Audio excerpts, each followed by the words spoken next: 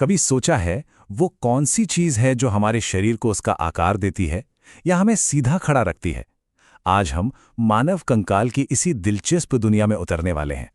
तो चलिए एक बहुत ही सीधे से सवाल से शुरू करते हैं जिसका जवाब असल में हमारे शरीर की बनावट के बारे में बहुत कुछ बताता है। जी हाँ, बिल्कुल सही, 206। और सोचिए, इनमें से हर एक हड्डी चाहे कितनी भी छोटी हो या बड़ी, हमारे शरीर में एक बहुत खास, बहुत जरूरी काम करती है। तो आज के सफर में हम क्या क्या देखने वाले हैं? हम कंकाल की बिल्कुल बेसिक बातों से शुरू करेंगे, फिर देखेंगे कि ये कितने तरह के होते हैं, और आखिर में इसके जो दो मुख्य हिस्से हैं उनकी गहराई में उतरेंगे। तो ठीक है, शुरू करते हैं पहले हिस्से से। ये समझना बहुत जरूरी है कि ये हड्डियां सिर्फ एक ढांचा नहीं है, ये उससे कहीं बढ़कर हैं। देखिए, इसका सबसे पहला काम तो है हमें हमारा शेप देना, हमारी बनावट। इसी की वजह से हम चल फिर पाते हैं, खड़े हो पाते हैं। और ये हमारे दिल, दिमाग, फेफड़ों जैसे नाजुक अंगों के लिए एक पर्सनल बॉडीगार्ड की तरह भी काम करता है। अरे इतना ही नहीं, हमारे शरीर की जो ब्लड सेल्स है ना, वो भी यही बोन मैरो में बनती हैं। तो ये एक फैक्ट्री भी है। अच्छा, तो अब हम ये तो समझ गए कि हमारा कंकाल अंदर होता है, पर क्या दुनिया में हर जीव का ढांचा ऐसा ही होता है? नहीं, प्रकृति के पास डिजाइन की कोई कमी नहीं है। चलिए देखते हैं। इसे ऐसे समझते हैं, हमारा कंकाल यानी एंडोस्केलेटन शरीर के अंदर होता है, जैसे किसी बिल्डिंग का अंदरूनी फ्रेम। वहीं दूसरी तरफ कीड़े मकोड़ों का कंकाल, जिसे एक्सोस्केलेटन कहते हैं, उनके शरीर के बाहर एक कवच की तरह होता है। और फिर आता है कछुआ, जो तो जैसे सारे नियम ही तोड़ देता है।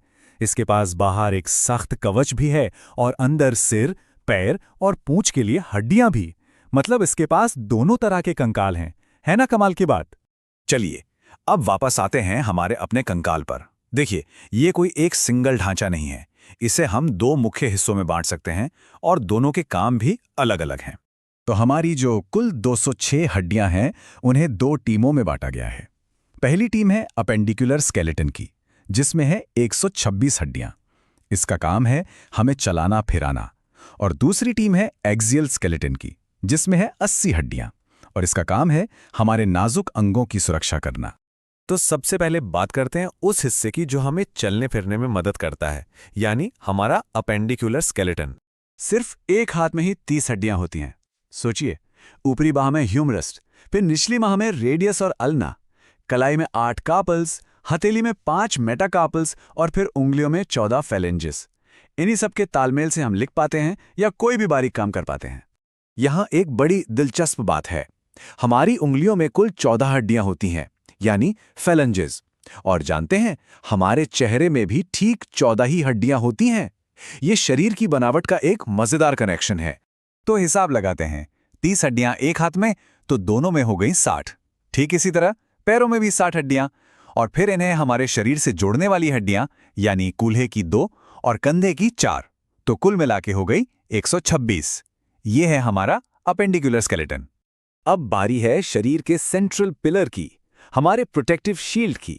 ये है हमारा एक्सियल स्केलेटन। यहां देखिए, सब कुछ कितना साफ साफ है।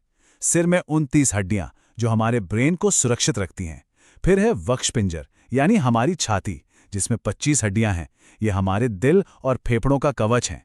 और आखिर में मेरुदंड, जिसमें 26 हड्डियां हैं, जो स्पाइनल कॉर्ड की हिफाजत करती हैं। देखिए, हमारी खोपड़ी कोई एक सिंगल हड्डी नहीं है। ये असल में 22 अलग अलग हड्डियों से मिलकर बनी है, एक पजल की तरह।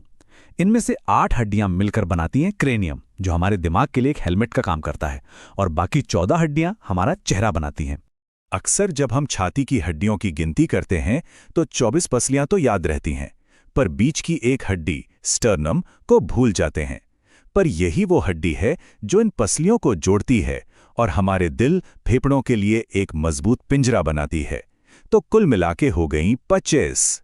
तो ये सब जानने के बाद एक सवाल दिमाग में आता है, क्या जब हम पैदा होते हैं तब भी हमारे शरीर में ठीक 206 हड्डियां ही होती हैं? इसका जवाब आपको हैरान कर सकता है। तो इसका जवाब है नहीं। एक नवजात शिशु में लगभग 300 हड्डियां होती हैं, जो काफी नरम होती हैं। फिर जैसे जैसे बच्चा बड़ा होता है, इनमें से कुछ हड्डियां आपस में जुड़कर एक हो जाती हैं, और आखिर में वयस्क होने पर ये 206 रह जाती हैं। तो इस सबसे क्या पता चलता है?